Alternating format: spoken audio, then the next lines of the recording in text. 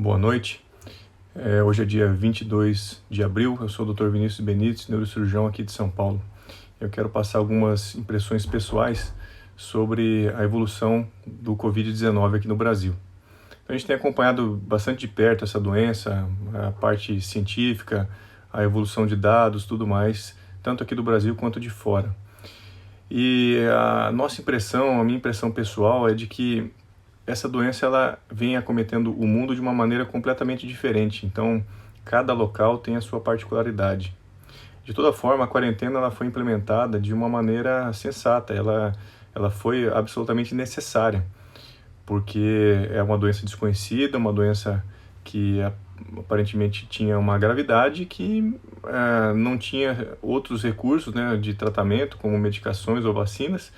Então, a situação de declaração de quarentena, isolamento social, ela foi absolutamente importante e necessária. Ocorre que trabalhar com dados de outros países acaba que contamina o nosso pensamento, porque se você for pegar dados europeus de países como Itália e Espanha, lá a gravidade foi maior, mas tem particularidades também regionais. Se a gente vai trabalhar com dados de outras regiões, como Alemanha e Suécia, já é completamente diferente.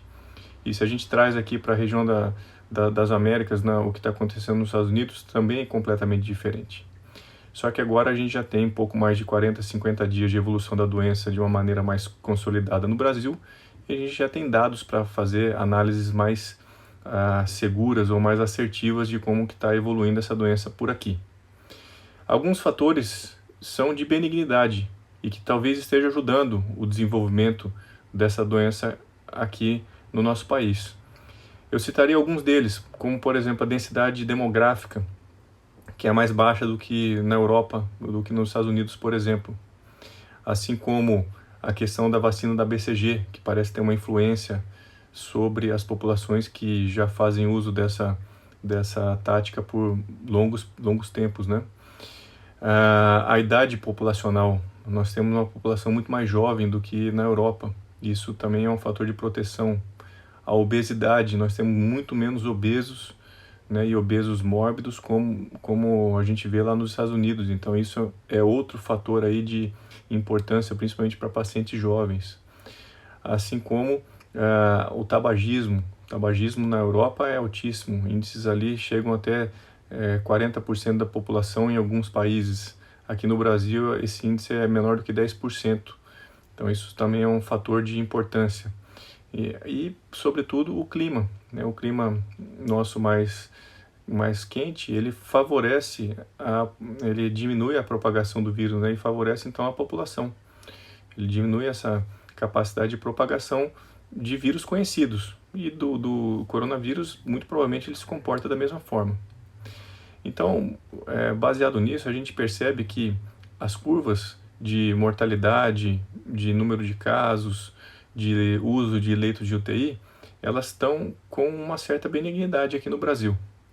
E aí que entra a grande questão de dúvida, que é sobre a liberação ou flexibilização desse isolamento social.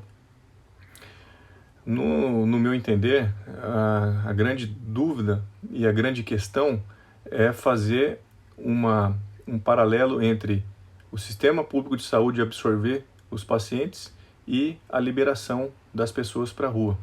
Então esse equilíbrio que deve ser encontrado. Por quê? Porque a gente não quer ver pessoas enclausuradas enquanto há muitos hospitais com leitos de UTI sobrando, né? Então a gente percebe que aqui em São Paulo a taxa de ocupação dos hospitais municipais está em torno de 70%.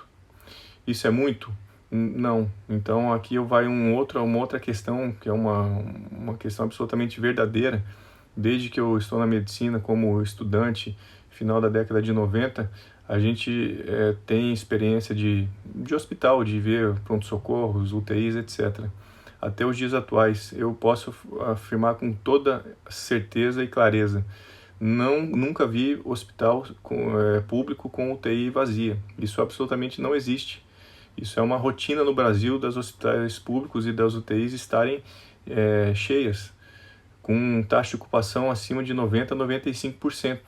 E é mais comum ainda a gente tem um paciente grave que chega no pronto-socorro, a gente tem que dar o atendimento, o suporte no pronto-socorro, para que só depois, quando surge uma vaga, daqui algumas horas, daqui alguns dias, o paciente consiga ser transferido para seu leito de UTI.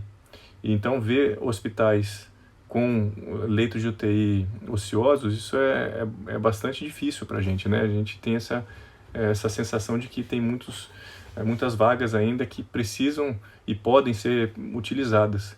E aí que tem que haver essa dosagem para fazer a flexibilização.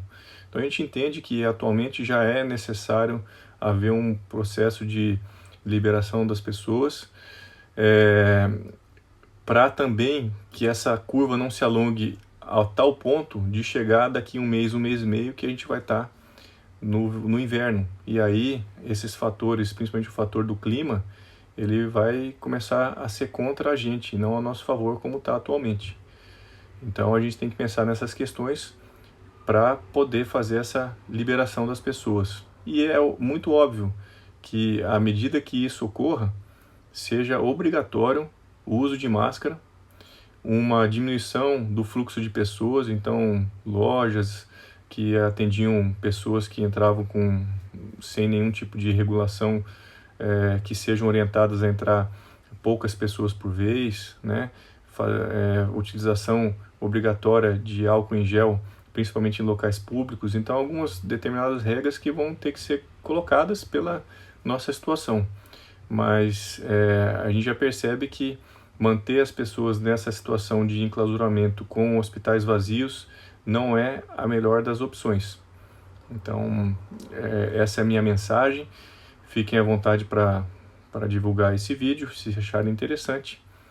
E mais para frente a gente passa outras opiniões, outras impressões sobre essa doença no Brasil. Uma boa noite. Tchau, tchau.